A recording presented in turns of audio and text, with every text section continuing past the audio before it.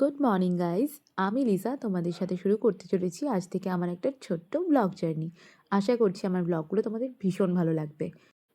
আজ 31 December 2025-এর last day, আর আমরা celebrate করতে চলে এসেছি দীঘা। ফার্স্টে একটু মনটা খারাপ করছিল যে নিজের বাড়ি ছেড়ে অন্য কোথাও কি সেলিব্রেট ভালো লাগবে তো। পরে ভাবলাম যে না, নতুন কিছু ট্রাই করা যাক। এখন আমি রেডি হয়ে গেছি বেরোনোর জন্য, বাইরে অনেকে আমাদের জন্য ওয়েট করছে। তাও রেডি হয়ে ক্যামেরা নিয়ে আয়নার সামনে না দাঁড়ালে সত্যি একটুও ভালো লাগে না। তারপর মা বাবার ডাকাডাকিতে মনে পড়লো না, এবার একটু লেটই হয়ে যাবে না বেরোলে। আমাদের হোটেলটা ছিল নিউ দীঘার একটু ভেতর দিকে। আমাদের হোটেল থেকে সি বিচের ডিস্টেন্স মোটামুটি 5 থেকে 10 মিনিট। 31 ডিসেম্বর বলে কথা, ভীষণ চাপ হয়ে গেছিলো হোটেল বুকিং নিয়ে।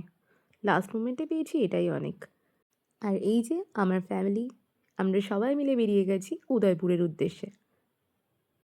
দীঘার উদয়পুর হলো বাঙালিদের কাছে একটা ছোট্ট মিনি গোয়া।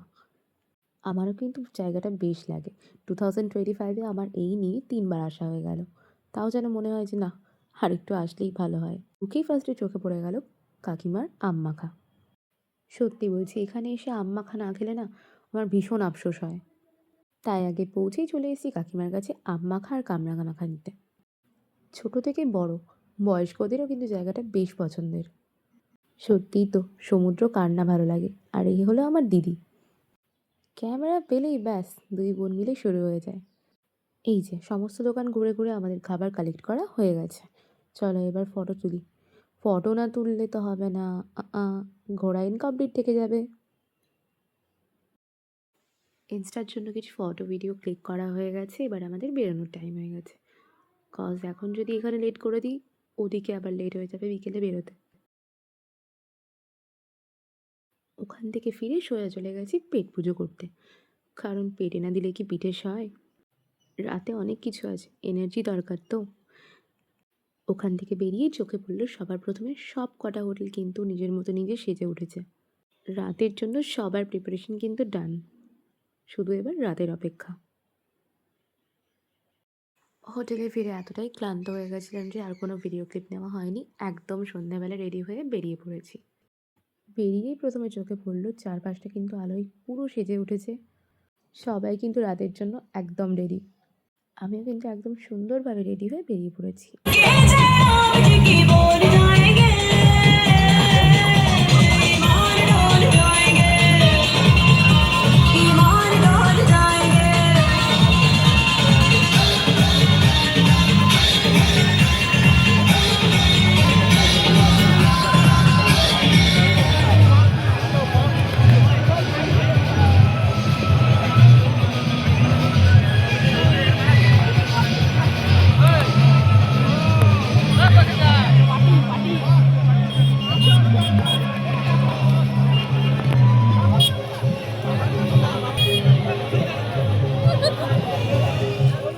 অনেক হইহুল্লোড়ের পর মনে পড়লো যে খিদে পেয়েছে। ফার্স্টে কর্ন চাট দিয়ে খাওয়াটা শুরু করলাম, তারপরেই চোখ গেল মাছ ভাজার দিকে। এইসব ছেড়ে কি আর কর্ন চাট খাওয়া যায়?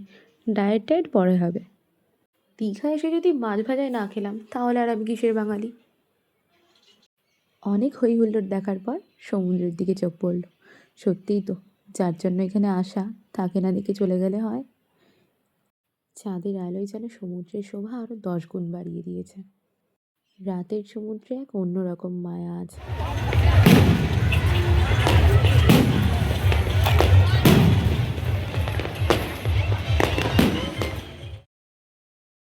হ্যাপি নিউ ইয়ার গাইস, 2026 পড়ে গেল।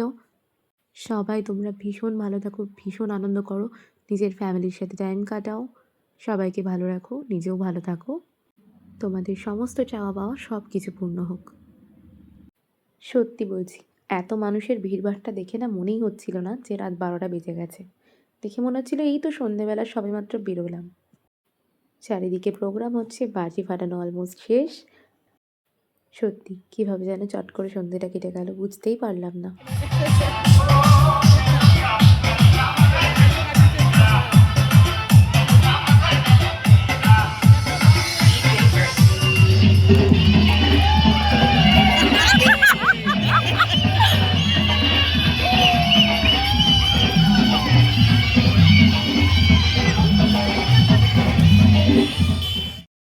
চারিদিকে এত নাগিন, মেনকা এসব দেখতে, দেখতে আমাদের হোটেলে যাওয়ার টাইম হয়ে গেছে।